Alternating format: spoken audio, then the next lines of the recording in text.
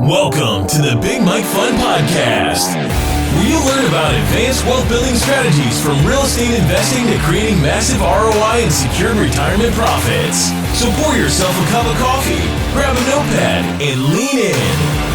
Because Big Mike has got the mic, starting now. Welcome to the Big Mike Fun Podcast. I'm the Big Mike Zlatnik. Today it is my distinct pleasure and a privilege to welcome Jimmy Shiels. Hi, Jimmy. Hey, buddy. Good to see you, Mike. Good to see you too. Jimmy is a good friend of many years. He resides in Jacksonville area, right on the beach, near San Agustin? St. Augustine, just outside of St. Augustine. It's one of the oldest cities in the country, right? Oldest city in America. Yep, Ponce de Leon. That's right. And you live there with wife and kids. How many kids you got? 4 kids, ranging from 3 to 16. So we're all over the boards. That's right. And you have a great service that you offer our families. You're a real estate investor of many years. You do that, but you also do 18 summers. Yeah, we started 18 Summers as a family education business. We do consulting for entrepreneur families and different talks and workshops. Just making sure as you're growing your business, you stay successful at home. That's really important. And now couldn't be more relevant. We are in this COVID-19 crisis. We're in the great shutdown, social distancing. We are sitting at home. We're working from home as much as we can, obviously. Yep. And we have family. We're on top of each other. Kids are not going to school, not going to college, not exercising. So how's the new reality impacting family relationships? And give us some thoughts on what should people do with their family, with their kids, to try to manage the current. It's a crisis, but it's also an opportunity. Maybe build a better family relation. Now, well said, Mike. It's a crisis and an opportunity. I always like to imagine, and something that I've been doing with clients, it might sound a little woo-woo, but it's if you stop and think of your 75-year-old self, okay? Mike, hopefully you still got a full head of hair, you're still slinging real estate deals, and, but what would that 75-year-old self say to you now in your 40s? And for me, being 45, that's 30 years down the road, I think my 75-year-old self would be saying to me, holy cow, yeah, business had some temporary setbacks. You've dealt with that before, but look at this. Your family's young. They're all home. They're all healthy. We're able to have conversation. It was an unbelievable time frame of where most people say to me, gosh, I just want to slow down and be with my family. That has been brought upon us involuntarily, so we might as well make the most of it. Yes, you're going to still have heaviness in business. Yes, you're going to still have some problems with this new integration. But I see it, Mike, not barring, the terrible things before we got on about our mutual friends that are suffering from the virus, not barring that, but saying, how do we look at this differently? And I just believe 30 years down the road, my 75-year-old self would be saying, don't you remember that? We had food, we had water, we were all healthy, we were all together. So I think just reframing that as a starting point for all of this, Mike. And does that make sense? Yes, it does. It's giving yourself a perspective. Always looking back helps. Actually, last night I was looking at the pictures of my family a couple of years ago, and then time flies. It's just you don't even realize that if you don't live in the current, if you don't spend enough time with your family, even a couple of years down the road, you realize. You're talking about 30 years down the road. I'm talking about a couple of years down the road. Yeah. You could have done more with your kids because they grow fast, and depending on the age of your kids, it's really important to try to spend more time with them, build the bonds that last a lifetime, and even just living in the moment. It's both. It's a crisis and it's an opportunity that forces you to spend time with your kids and. A little bit of disruption when they're on top of you, but at the same time, it's a great opportunity to actually go play some board games with kids, have a chat with kids, help them with their homework, stuff like that. Absolutely. And you're hitting the nail on the head, Mike. That's why we named the company 18 Summers, because I had a mentor of mine talk about life changes after his daughters left, and he's 75, great health still, but he says, my daughters and I are very close, but it's different. Those first 18 summers take hold of him. And I started to dig into the statistics around that. And they said the average person will spend 85% of the time they ever have with their children by the end of their 18th summer, because, the amount of opportunity starts to delineate because they're off at college or going into their own life. So when you start to do that math, it's unbelievable. So if you have kids over the age of 18 and now you're all brought back together, wow, you're getting like bonus time with them that might not have ever happened. And if your kids are under the age of 18, do the math. Those summers go by quick, and that's just one example of season, but it's really important. And I think that's one good thing that's coming about this is families taking center stage again, which is for a lot of real estate investors I've worked with. That's why I still do both is, we went into real estate investing for our own freedom, for our own path, and to be able to do things with our family that we couldn't do as kids. At least that's a common story that I had. And now we wanted that, but it's almost like careful what you wish for, because now we're all together.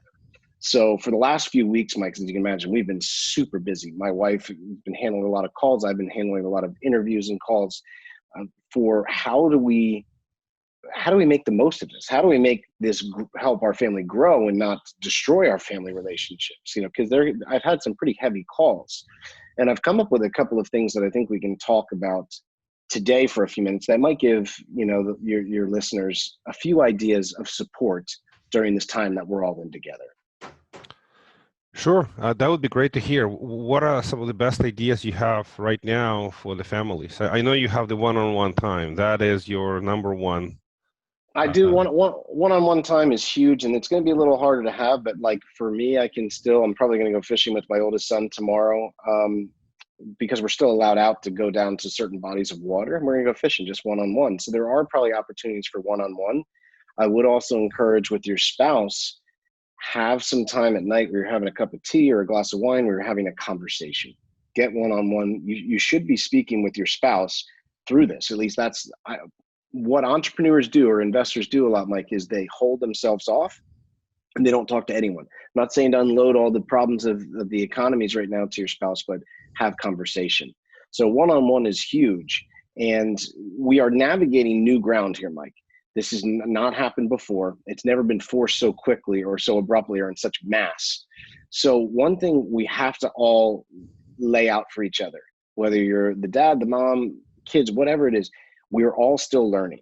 That's a lesson. I think I joked with you on one of the last talks I gave. My 5-year-old daughter, I remember, gave a karate kick to my 3-year-old son after watching Kung Fu Panda. And it scared me, and I yelled from across the room, "Oh, what are you doing? You could have hurt him." And I felt bad for yelling. So I brought her back and said, "I don't want you to hurt your brother." It was really, that was kind of dangerous. She said, "Oh, Dad, it's okay. We're all still learning. That's okay." And that just became a mantra for our family, where it's like, none of us know how to manage this. Not you, Mike, not me.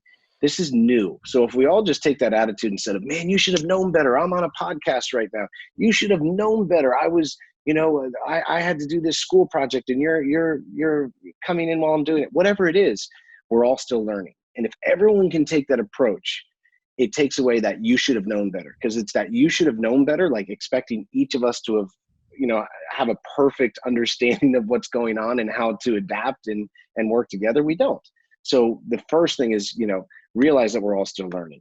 The second thing, Mike, which I talk a lot about, is I'm in Florida. So when we have a hurricane here going through, things really start to shut down.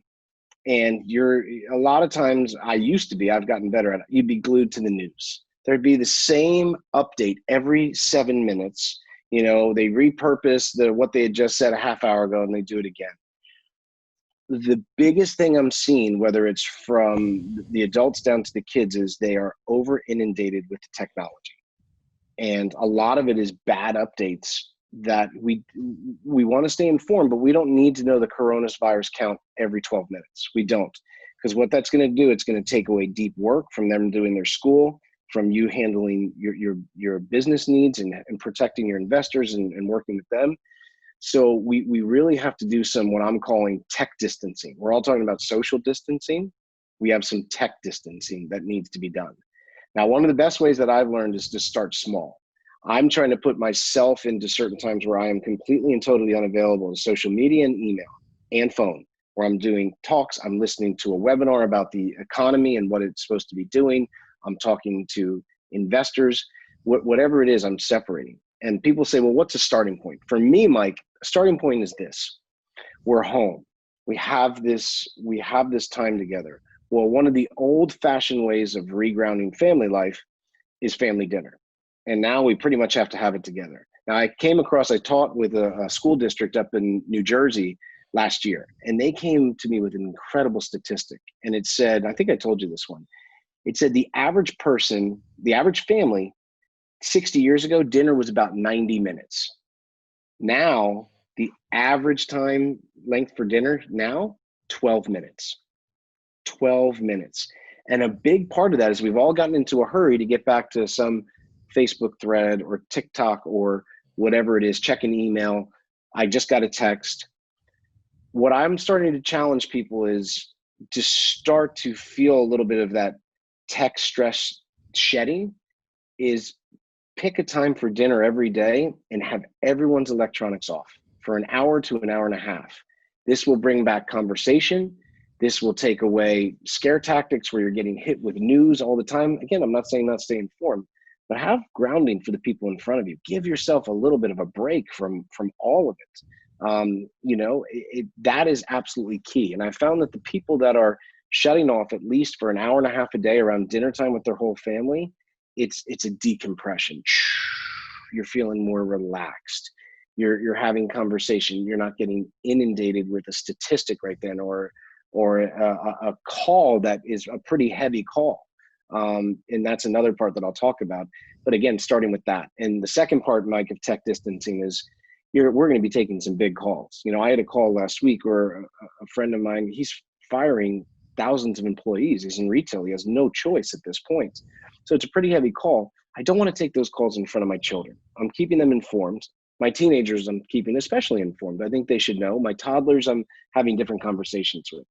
But I encourage people with the tech distancing, not only to shut off for themselves sometimes, but when they're handling stuff at work, and if you're not used to working at home, or even you do work at home, but now your kids are there, make sure you're being aware to separate, because we're going over some pretty big financial issues, some big challenges possibly with clients, calming people down of fears.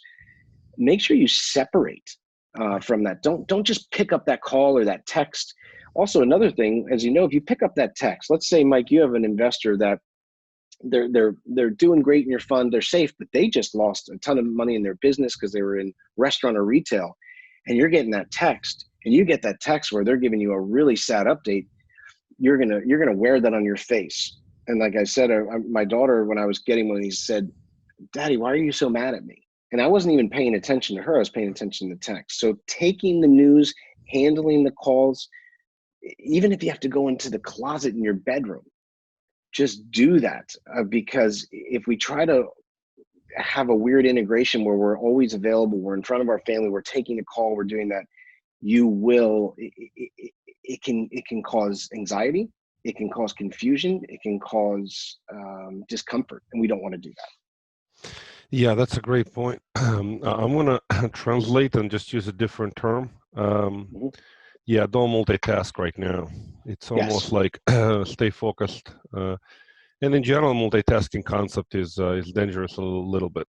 But what you're saying is have family time, quality time without tech gizmos, which is really hard. I mean, that point that you just made about the dinner time is remarkable. We just had a few birthdays last week. And we had dinner again. It was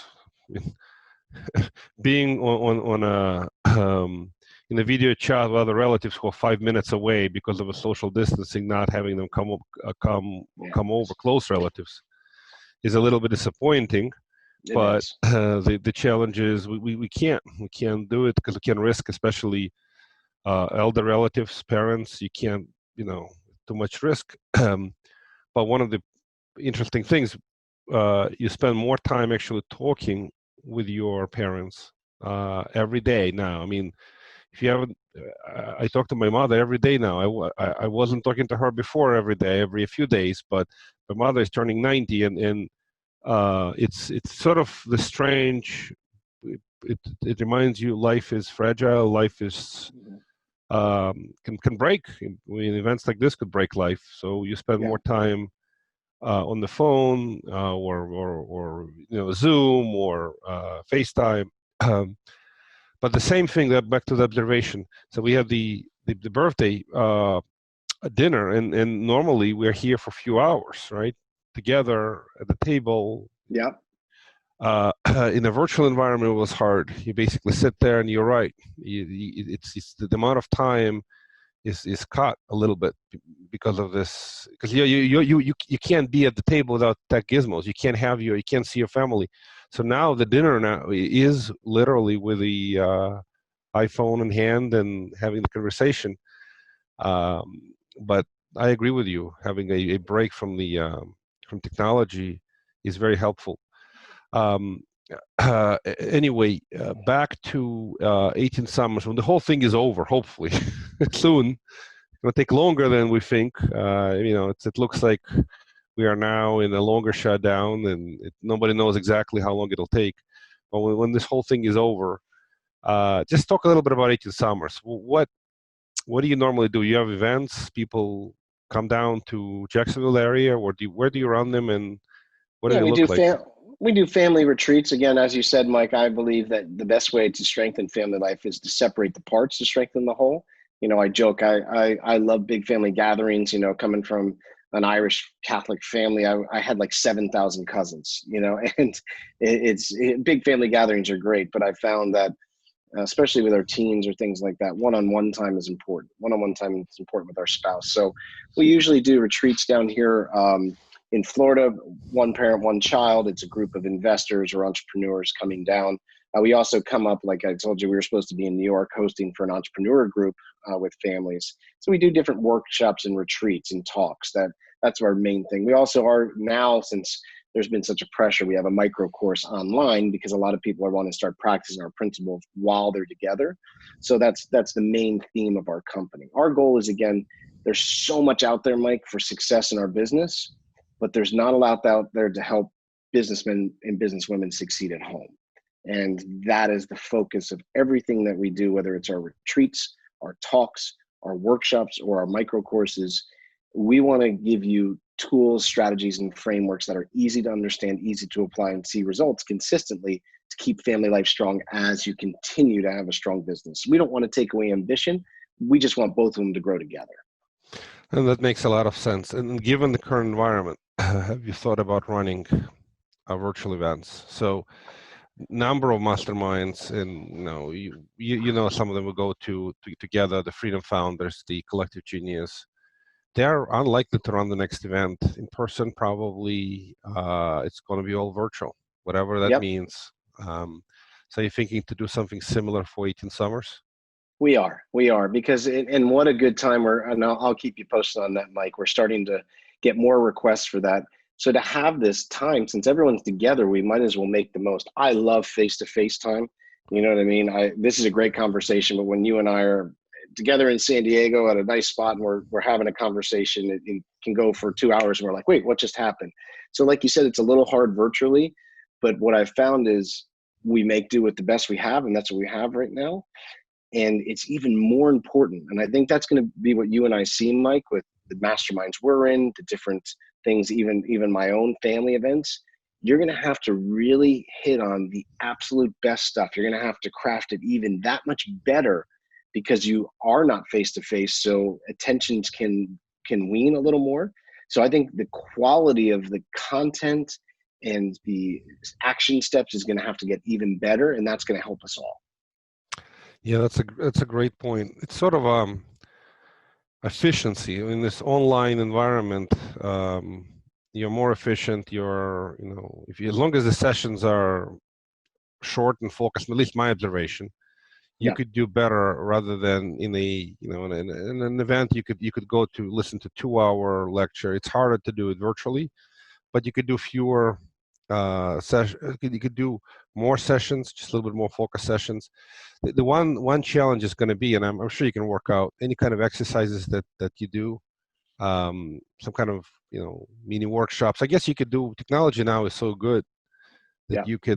you could pull a server in front of people. You could do a lot of these, using techno tools. So anyway, what's the website if people wanted to reach out to you? Yeah, if you want to learn more about what we do, just go to www.18summers.com, or they can look up my book that was an Amazon bestseller called The Family Board Meeting. And that goes into some of our principles of what I think will help keep your family grounded and connected through any business success or failures. So 18 Summers, number 18, not spelled out 18. 18summers.com. Yes, sir. That's great. Jimmy, I greatly appreciate your wisdom, your thoughts. We try to keep these short. Make sure people have the attention span doesn't drift. So anyway, any parting thoughts? Again, thank you for your wisdom. Thank you for your focus on family time. It's a very different perspective from many other folks I've interviewed. They are, the real estate guys, different types of, but for you, it's, you are the, what do you call it? The family doctor. There's other the economic doctors and the family doctor, sort of the quality of life, family quality of life. No, I appreciate it. Now, I'm a work in progress every day. No, there is no perfect family, and I'm definitely not perfect. But one thing I realize is the days are long, the years are short. Just remember that right now while you're holed up. The days are long, but the years are short. I think we'll look back on this as you said, Mike, an opportunity, and be patient with each other. And there are lots of silver linings, so take advantage of them. Yeah, great advice. Be present. That's the most important. Very much so. Thank you, Jimmy. Again, thank you. Thanks, Mike. By the way, I appreciate your such great humble approach. To me, the humble is probably one of the most important words, and how you deliver such a great message with such humbleness. So thank you again. Thanks, Mike. I appreciate that. Thank you for listening to the Big Mike Fund Podcast. To receive your copy of Mike's How to Choose a Smart Real Estate Fund book, head to BigMikeFund.com or visit Amazon and type Mike Zlotnick. Keep listening and keep investing Big Mike style. See you on the next episode.